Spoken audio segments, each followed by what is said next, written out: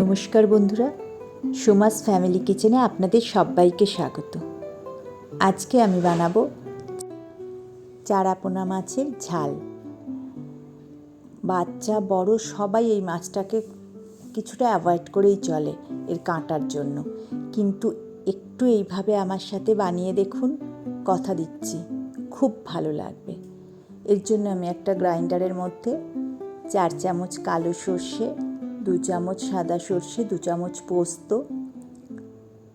1 ইঞ্চি মতো আদা আর কাঁচা লঙ্কা আর 4-5টা কাজু দিয়ে একটা পেস্ট করে নেব।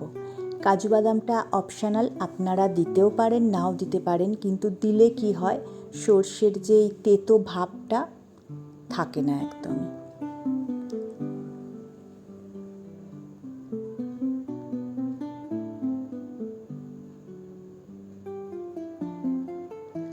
এখানে আমি 600 গ্রাম মতো চারাপোনা মাছ নুন হলুদ মাখিয়ে ভালো করে ভেজে নিয়েছি। এবার আমি মাছের তেল থেকে একটু নিয়ে 2 টেবিল স্পুন মতো তেল নিয়ে তার মধ্যে ফোড়ন হিসাবে দিলাম কালো জিরে আর একটা শুকনো লঙ্কা।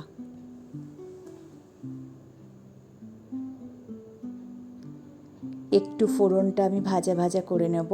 কাঁচা গন্ধটা চলে গেলে এর মধ্যে আমি দিয়ে দেবো টমেটো। একটা মিডিয়াম সাইজের টমেটো আমি এখানে ইউজ করেছি।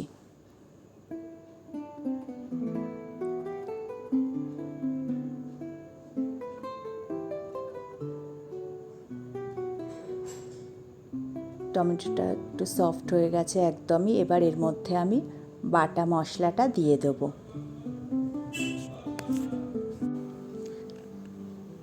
আর এটা নিয়ে একটু নাড়াচাড়া করে নিয়ে এর মধ্যে দেব হলুদ আর হাফ চামচ কাশ্মীরি লঙ্কার গুঁড়ো।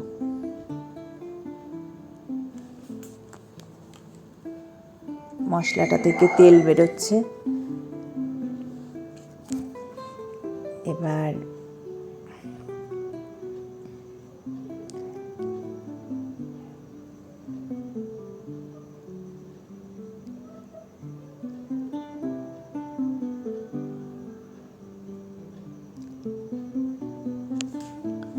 এর মধ্যে দিয়ে দেবো 2 কাপ জল।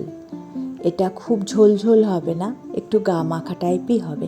আচ্ছা, একটা কথা বলি, আমার রান্না যদি আপনাদের ভালো লাগে, যারা ইউটিউবে আমাকে নতুন দেখছেন তারা প্লিজ আমার চ্যানেলটা একটু সাবস্ক্রাইব করে নেবেন।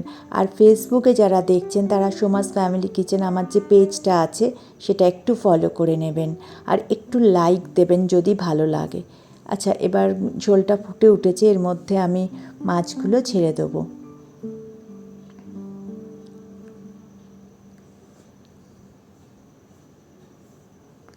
দু 3 মিনিট ফুটলেই হবে, তারপর গ্যাস অফ করে আমি নামিয়ে নেব। এটা রেডি আমাদের চারাপোনা মাছের ঝাল। ভীষণ টেস্টি কিন্তু লাগে, করে দেখবেন। আজ তাহলে এই পর্যন্ত, দেখা হবে নেক্সট ভিডিওতে নতুন কোনো রান্না নিয়ে। ততদিন ভালো থাকবেন, সুস্থ থাকবেন।